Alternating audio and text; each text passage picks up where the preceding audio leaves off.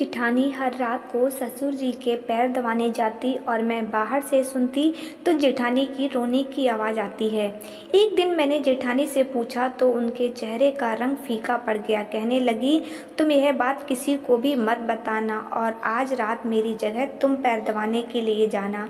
जब मैं ससुर जी के कमरे में गई, ससुर जी ने दरवाज़ा बंद कर लिया और जैसे ही लाइट बंद की मेरे जिस्म से जैसे जान निकल गई हो, क्योंकि वहाँ तो मेरा नाम मीनू है। मैं इस दुनिया के सबसे अलग ख़ानदान में शादी करके चली गई थी। जी हाँ, यही कहना सही था, क्योंकि वहाँ काम ही ऐसे होते थे कि समझ से बाहर था। मेरे ससुराल में मेरी एक जेठानी थी। जेठ जी शहर के बाहर काम करते थे। कभी कभी वह घर पर आते थे। दरअसल हमारी शादी हमारी मर्जी से हुई थी और मेरे घर वाले राजी नहीं थे, क्योंकि मेरा पति बहुत कमज़ोर और बीमार नज़र आता था। मेरे पिताजी को पूरा यकीन था कि यह नशा करता है, जबकि ऐसा नहीं था। मैं बस इतना ही चाहती थी कि हमारी शादी शांति और सुकून से हो जाए, पर ऐसा नहीं हुआ और बात बिगड़ गई। मेरे घर वालों ने मेरे पति को कहा कि तुम्हारे पास 3 दिन है, इससे शादी करके ले जाओ, वरना चौथे दिन हम इसकी शादी कहीं और करवा देंगे। पति ने हाथ पांव मार के अपने दोस्तों की मदद से शादी कर ली। पिताजी ने कहा कि तुम्हारे लिए आज से इस घर के दरवाजे हमेशा के लिए बंद हो गए। मैं हैरान रह गई, जबकि सुरेश के पापा बिल्कुल भी नाराज ना थे। वो कहते हैं कि मोहब्बत करना गुनाह नहीं होता। मेरी शादी में मैं अपनी जेठानी से मिली। उसने मुझे तसल्ली दी, समझाया और कहा कि सब ठीक हो जाएगा। अब मेरा पति दिन रात मेहनत करने लगा, क्योंकि हमें पैसों की ज़रूरत थी। वो सुबह काम पर जाते और रात को लौटते। ऐसे घर में सिर्फ मैं और मेरी जेठानी ही थी। एक दिन मैंने बहुत ही अजीब देखा। रात होते ही मेरी जेठानी सारा काम खत्म करने के बाद मेरे ससुर जी के कमरे में गई। उनके हाथ में तेल की एक कटोरी थी। ये सब देखकर मुझे बड़ा आश्चर्य हुआ। जेठानी अंदर गई और उसके बाद उसने दरवाज़ा बंद कर दिया। मैं हैरान रह गई कि भला इस वक्त इसका अंदर क्या काम, और यह तेल लेकर अंदर क्यों जा रही है। कुछ देर तो मैं खड़ी रही कि शायद तेल देने गई होगी, वो दरवाज़ा गलती से बंद हो गया होगा, वो अभी आ जाएगी। लेकिन वो वापस आई। आधे घंटे तक मैं इंतज़ार करती रही, लेकिन वो वापस नहीं आई। कुछ देर बाद मेरा पति भी आ गया। मैंने उसके लिए रात का खाना गर्म किया, फिर हम दोनों ने साथ बैठकर खाना खाया। थोड़ी देर के बाद उसने मुझे चाय बनाने को बोल दिया। मैं चाय बनाने के लिए दोबारा किचन में गई। तब भी मैंने देखा कि मेरी जेठानी अपने कमरे में नहीं थी और ससुर के कमरे की लाइट भी बंद थी। इसका मतलब वो दोनों सो चुके थे। फिर मैं चाय बनाकर वापस आ गई तो बर्तन रखने के लिए जब दोबारा आई, तब भी मैंने देखा अभी भी जेठानी नहीं आई थी। मैं कुछ भी नहीं कर सकती थी। मैं अपने कमरे में आ गई। सुबह मैंने अपनी जेठानी से पूछना चाहा, लेकिन हिम्मत ही नहीं हो रही थी। अगले दिन फिर से यही होने लगा। वो रात का काम खत्म करके सभी के सो जाने के बाद तेल लेकर मेरे ससुर के कमरे में चली जाती और मैं देर तक जागती थी, क्योंकि मेरा पति देर रात को आता था। दरवाज़ा बंद होने वाली बातों ने मुझे बहुत परेशान कर दिया था। मैं धीरे धीरे चलती हुई कमरे के पास चली गई। मेरे कदम बहुत ही धीरे धीरे आगे बढ़ रहे थे और कान ज़्यादा ही खुले भी थे। थोड़ी सी आवाज़ होने पर मैं इधर उधर देखना शुरू हो जाती थी, लेकिन फिर मैं ऐसी आवाज़ जिसको सुनकर मेरे पैरों तले ज़मीन खिसक गई। कमरे से मेरी जेठानी की रोने की आवाज़ आ रही थी। मैंने अपने कानों को हाथ लगा लिया और मैं सोचने लगी कि आखिर ये क्या हो रहा है। मुझे लगा शायद मेरा वहम होगा, लेकिन मैंने आवाज़ सुनी और अब तो मुझे पूरा यकीन हो गया कि कुछ तो दाल में काला है। मैंने दरवाज़ा को खटखटाया, तभी कमरे की लाइट ऑन हो गई और मैं डर गई थी। लगता है कोई आ रहा है। मैं वापस अपने कमरे में आ गई। सोचा अपने पति से इस बारे में बात करूं, लेकिन उसको ये सब कुछ मैंने नहीं बताया। अगले दिन अपनी जेठानी से बात करने के बारे में सोचा। वो मेरे सामने बैठी फ़ोन देख रही थी और मैं सब्जी काट रही थी। मैंने जेठानी से कहा कि रात को आप ससुर जी के कमरे में क्या करने गई थी और तुम्हारे हाथ में तेल था और तुमने दरवाज़ा भी बंद कर दिया। मेरी जेठानी के चेहरे का रंग फीका पड़ गया। उसको मुझसे इस तरह की बात सुनने की कोई उम्मीद नहीं थी। कहने लगी कि उनके पैरों में दर्द था, तो मैंने सोचा कि पैरों को थोड़ा दबाकर तेल से मालिश कर देती हूँ, थोड़ा आराम मिल जाएगा। मैंने कहा, चलो मान लिया कि आप मालिश करने गई थी, लेकिन दरवाज़ा बंद करने की क्या ज़रूरत थी? और तुम तो अंदर जाकर बैठ गई थी। मैं आधे घंटे से देख रही थी, तुम अपने कमरे में नहीं थी। मेरी जेठानी ने मुझसे झूठ बोल दिया कि मैं कमरे में नहीं थी, मैं बाथरूम में गई हुई थी, इसलिए तुम्हें शायद मैं नज़र नहीं आई। मेरी तबीयत थोड़ी ख़राब थी, वो मुझसे नज़रें नहीं मिला पा रही थी और वो काम करने चली गई। मैंने कहा कि क्या हुआ था तुम्हारी तबीयत को? तो वो गुस्से से बोली, क्यों, तुम इतनी सी बात को बड़ी कर रही हो? छोड़ो ये सब, आज बहुत ज़्यादा गर्मी है और तुम मुझसे इतने ज़्यादा सवाल क्यों कर रही हो? उसने बात को ही पलट दिया था, लेकिन मुझे अंदाज़ा हो गया था। मेरी एक बहुत ही अच्छी दोस्त थी। जब मैंने उसको यह सब कुछ बताया तो उसको ये बात सुनकर आश्चर्य हुआ। वो बोली, तुम पागल तो नहीं हो गई हो? वहाँ पर क्या हो रहा होगा ये तुम्हें पता करना चाहिए। मेरी जेठानी भी अजीब तरह की औरत थी। वो अकेले रहना ही पसंद करती थी और कपड़े भी बड़े बड़े खुले खुले पहनती थी। एक तरफ बोलती कि मुझे गर्मी बहुत लग रही है और दूसरी तरफ इतनी लंबी और मोटे कपड़े पहनती थी, तब उसको गर्मी नहीं लगती थी क्या? कोई ना कोई बात तो ज़रूर है। एक दिन हमारे घर में एक रिश्तेदार आई हुई थी। उससे बातों बातों में मैंने बातें की तो उसने कहा कि तुम्हारा पति भी शादी से पहले दूसरे देश में जाना चाहता था, लेकिन उसके पिता ने उसे जाने से नहीं दिया। मैंने कहा कि मेरा पति बाहर नहीं जाए तो ही अच्छा है, मैं उसे बहुत प्यार करती हूँ। उन्होंने कहा कि हाँ, तुम्हारी जेठानी का भी पति बाहर होता है, बेचारी कितनी उदास होती है, मन ही कहाँ लगता होगा। मैंने सोचा, उदास तो नहीं होती है, बिल्कुल नॉर्मल रहती है, तैयार भी होती है, कपड़े भी नए नए पहनती है। तो रिश्तेदार ने कहा, नहीं ऐसा तो नहीं हो सकता, हमने तो उसे बहुत ही उदास देखा है, वैसे ही बड़ी खूबसूरत। मैंने कहा, खूबसूरत तो बहुत है, ऐसे में जब पति पास ना हो तो आदमी तैयार होकर किसको दिखाता है, लेकिन उसका दिल करता है कि वह तैयार होने का, यह अच्छी बात है। इंसान को अपने के लिए भी तैयार होना चाहिए, अपने लिए भी जीना चाहिए। सिर्फ पति के लिए ही औरत क्यों तैयार हो? वह अपने लिए भी तो तैयार हो सकती है, ताकि अपने आप को खूबसूरत देखकर उसको खुशी मिले। मेरी जेठानी को देखकर बिल्कुल भी नहीं लगता था कि उसका पति बाहर विदेश में है। ना उस घर में मेरे जेठ की कभी कोई चर्चा होती थी, ना ही उसका कोई नाम लेता था, ना मैंने उसकी कभी कोई फ़ोटो देखी थी। जेठानी को भी कभी अपने पति से बात करते हुए नहीं देखा। अगर पति बाहर विदेश में है तो फ़ोन पर तो बात करता ही होगा। और यहाँ तक कि मेरे ससुर जी भी कभी जिक्र नहीं करते कि मेरा बेटा बाहर विदेश में है। एक दिन हम सब खाना खा रहे थे तो मेरे ससुर जी ने कहा, भगवान ने मुझे एक ही बेटा दिया है और यह सब कुछ उसी का ही है। साथ में ही वह खांसने लगे। मैंने कहा कि पापा, आपका एक और बेटा भी तो है। कहने लगा, हाँ एक और बेटा भी है, गलती हो गई मुझसे। पापा थोड़ी कभी अपनी औलाद को भूल सकता है? मैं तो मजाक कर रहा था। हम सब हैरान हुए कि वह ये कैसे भूल गए। मेरे पति ने भी अपनी अजीब सी शक्ल बना ली और जेठानी भी इधर उधर देखने लगी। ऐसे लगा कि ये तीनों ही मुझसे कुछ ना कुछ ज़रूर छुपा रहे हैं, लेकिन मेरी जेठानी की वही आदत थी। मैंने फिर उससे सवाल किया तो कहने लगी कि ससुर के पैरों में दर्द होता है, जब तक उनके पैरों को नहीं दबाती उनको नींद नहीं आती। लेकिन मैं यही सोच रही थी कि जब वो सो जाते हैं फिर भी ये अपने कमरे में वापस क्यों नहीं आती, ससुर जी के कमरे में ही क्यों रहती है? क्या पूरी रात ही पैर दबाती रहती है? ये रोज ससुर के कमरे में फिर वहीं पर सो भी जाती है, इसका वहाँ क्या काम? और वो आवाज़ें, उसके बारे में तो सोचकर मेरा दिमाग ही घूम जाता था, जो मैं सोच भी नहीं जाती थी जो इस घर में हो रहा था। एक दिन तो अचानक ऐसा हुआ कि मैं अचंभित रह गई। मैंने अपनी जेठानी को कपड़े बदलते हुए देख लिया था। वह मुझे देखकर एकदम से चौंक गई, लेकिन उससे ज़्यादा तो मैं सदमे में थी। मैंने कहा कि आप तो माँ बनने वाली हैं और आपने मुझे बताया भी नहीं, इतनी बड़ी बात। तो उसकी जवान मानो उसका साथ नहीं दे रही थी।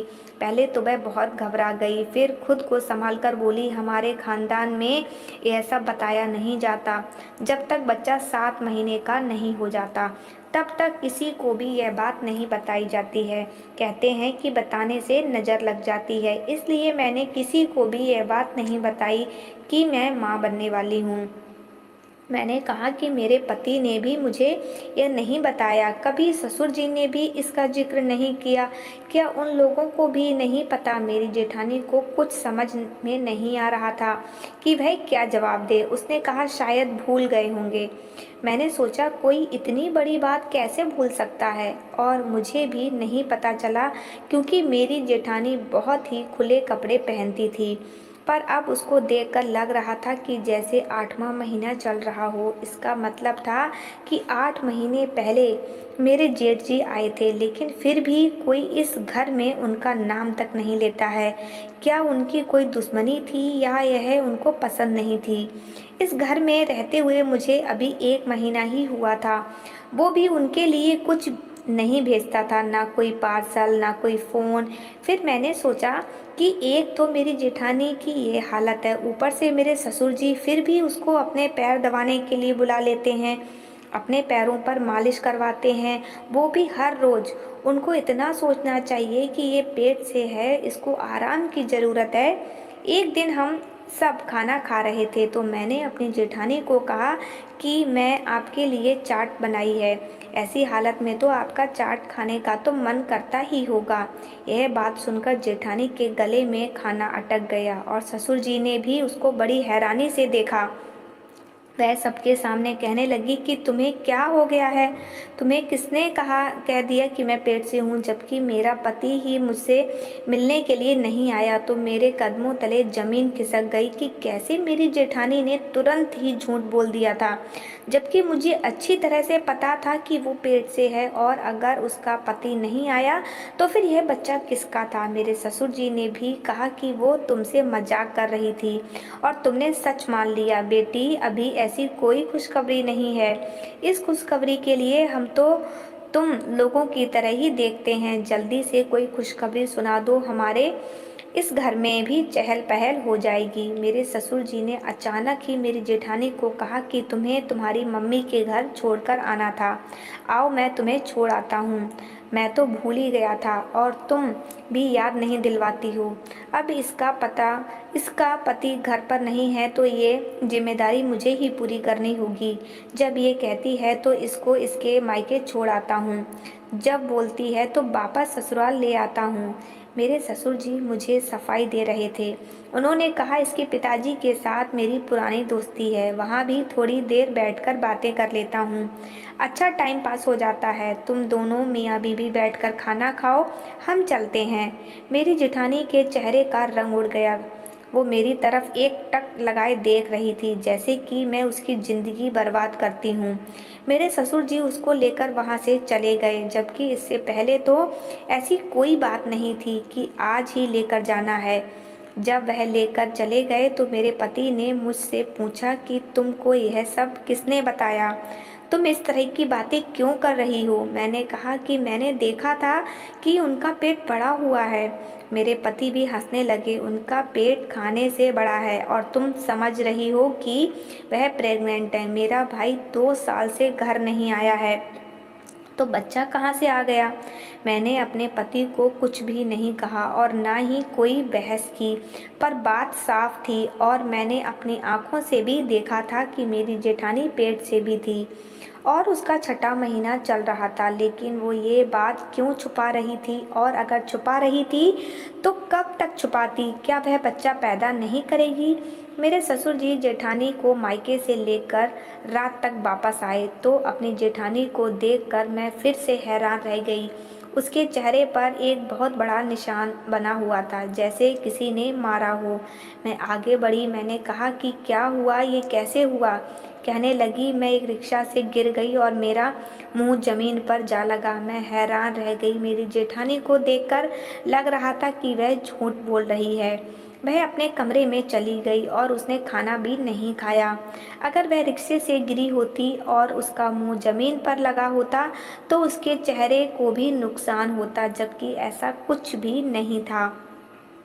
ऐसा लगता था कि किसी ने जानबूझकर उसको मारा है। आज की रात भी जब वह मेरे ससुर जी के कमरे में जा रही थी, उसकी आंखों में आंसू बह रहे थे। जब वह कमरे में जा रही थी तो उसने अपने आंसू पोंछ लिए। मैंने सोचा, इस बेचारी के साथ कोई ना कोई जुल्म तो ज़रूर हो रहा है यहाँ पर, और यह सब कुछ सहन कैसे कर रही है। एक दिन मुझे बहुत गुस्सा आया और मैंने अपने जेठानी को कहा कि इतना बड़ा झूठ क्यों बोलती हो सबके सामने? मैं कोई अंधी नहीं हूँ। मैंने तुम्हें अपनी आंखों से देखा है कि तुम माँ बनने वाली हो। तुमने कोई नकली पेट नहीं लगा रखा है और तुम इतना खाती भी नहीं कि तुम मोटी हो जाओ। तुम्हारे पेट में किसका बच्चा है? जब तुम्हारे पति 2 साल से घर नहीं आए तो यह बच्चा किसका है? मेरी जेठानी ने मेरी बात सुन ली, लेकिन जवाब कुछ नहीं दिया। मैंने कहा, उस कमरे में से वापस क्यों नहीं आती हो? तेल लगा लिया तो वापस आ जाया करो। वहाँ सोने की क्या ज़रूरत है? और कौन सा उनके पैरों में दर्द रहता है जो रोज़ तुमसे मालिश कराते हैं? और कौन सा काम करते हैं? अगर तुम दोनों मिलकर कोई चक्कर चला रहे हो, मुझसे छुपा रहे हो, और अगर मुझे पता चला तो मैं सारे मोहल्ले में तुम दोनों को बदनाम कर दूंगी। छोड़ूंगी नहीं तुम लोगों को मैं।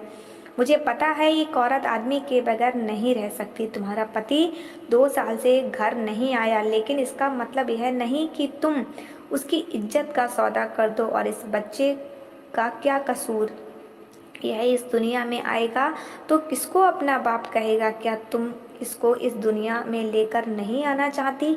कब तक छुपाओगी? क्यों अपनी ज़िंदगी बर्बाद कर रही हो? मेरी जेठानी को भी गुस्सा आ गया। उसने कहा, ठीक है, तुम्हें यही लगता है कि मैं अपने ससुर के कमरे में जाती हूँ और मेरा बच्चा भी मेरे पति का नहीं है, तो आज मेरी जगह तुम मेरे ससुर के कमरे में जाओ, उनको तेल से मालिश करना और फिर देख लेना कि वहाँ पर क्या होता है। मैंने कहा, ठीक है, मैं चली जाऊँगी, देखती हूँ क्या होता है। उसने कहा कि ससुर ने पहले ही कमरे की लाइट ऑफ की होती है और तुम्हें वहाँ इतना ही कहेंगे कि तेल लगा दो, तुम आराम से लगा देना, उसमें कोई मसला नहीं। मैंने कहा, ठीक है, मैं भी जाऊँगी और देखूँगी अंदर होता क्या है। मुझे पता था कि औरत की गलती नहीं होती, औरत जीत कर भी हार जाती है, लेकिन फिर भी यहाँ पर मुझे गलती जेठानी की ही लग रही थी। अगर कुछ गलत हो रहा था तो वह फिर किसी को बोलती क्यों नहीं थी? अगर मेरे ससुर जी उससे ज़बरदस्ती कर रहे थे तो फिर वह यह बर्दाश्त क्यों कर रही थी? और वह अपने पति से क्यों बात नहीं करना चाहती? ना ही मेरे पति को बताती, किसी को कुछ नहीं बताती, कम से कम मुझे तो बता देती, मैं उसकी मदद कर देती। जिस किस्म की आवाज़ मैंने सुनी थी, मुझे अपनी जेठानी पर भी शक हो रहा था। मेरा पति तो वैसे ही देर से आता था, मेरे ससुर 10 बजे ही सो जाते थे। इसलिए मेरी जेठानी ने मुझे कहा कि जाओ, आज तुम चली जाओ। मैंने देखा कमरे की लाइट पहले ही बंद थी। मैंने हाथ में तेल की कटोरी ली और अंदर चली गई। मेरी जेठानी ने कहा कि अंदर जाते ही दरवाज़ा बंद कर लेना और कोई बात पूछे तो आगे से सिर्फ हाँ हूँ ही करना। मुझे डरने की भी क्या ज़रूरत थी? ये मेरे ससुर थे, अगर पता चल भी जाता तो मैं फ़ौरन बाहर आ जाती। मेरी जेठानी बाहर ही खड़ी रही, लेकिन जब मैं अंदर गई तो मेरे ससुर ने अंदर जाते ही ऐसी बात कही कि मैंने अपने कानों को हाथ लगा लिया। कहने लगे, मेरी जान, आज इतनी देर क्यों लगा दी? मैं पूरी तरह हैरान रह गई। मेरे पास बैठो, खड़ी क्यों हो? क्या हो गया? नाराज़ हो गई मुझसे? वो ऐसे बोल रहे थे जैसे कोई अपनी पत्नी से बात कर रहा हो। मुझे तो वहाँ 2 मिनट ही हुए थे कि मैं वहाँ से तुरंत बाहर आ गई और अपनी जेठानी को हैरानी से देखा। फिर वो मुझे अपने कमरे में ले गई और उसने मुझे एक तस्वीर दिखाई जिसमें वो अपने ससुर जी के साथ दुल्हन बनी बैठी थी। उसने कहा, ये मेरे ससुर नहीं, मेरे पति हैं और मेरी शादी हुई है। तुमने जो आवाज़ सुनी वो इस वजह से थी। ऐसी हालत में मैं पैर दबाकर बुरी तरह थक जाती थी, इसलिए मेरे मुंह से ऐसी आवाज़ें आने लग जाती थी। ये आपके ससुर जी अच्छे इंसान नहीं हैं, मुझ पर जुल्म करते हैं, मुझे अपना गुलाम समझते हैं क्योंकि मेरे आगे पीछे कोई नहीं है। लेकिन यह मेरे ही पति हैं और यह बच्चा भी इन्हीं का है। उसने कहा था कि जब बच्चे के दिन आ जाएंगे तो वह मुझे गांव भेज देगा और फिर कुछ ना कुछ करके कह देगा कि यह बच्चा गोद लिया हुआ है। तुम्हारे पति ने मिलकर यह प्लान बनाया था कि तुम्हें यह बात पता ना चले, नहीं तो बदनामी होगी। हमारे खानदान में यह बात किसी को भी नहीं पता। जो औरत इस घर में आई थी वह तो मेरे पति की बहन थी, इसलिए वह भी हमारे साथ मिली हुई थी। जब तुमने सबके सामने कहा कि आप पेट से हैं तो मेरे पति ने मुझ पर बहुत गुस्सा किया और मुझ पर हाथ भी उठाया। तभी मेरे चेहरे पर घाव था। सारे रास्ते उसने मुझे बातें सुनाई। यह खानदान बहुत ही अजीब है, यहाँ पर बहुत सारे राज दबे हैं जिनमें से मैं भी एक राज हूँ। तुम्हारे पति ने तुम्हें शायद यह बात इसलिए नहीं बताई कि तुम अलग से ना सोचो, तुम्हें बुरा ना लगे, लेकिन अब तुम अपने पति को बता देना कि तुम्हें सब कुछ पता है और खामोश रहना।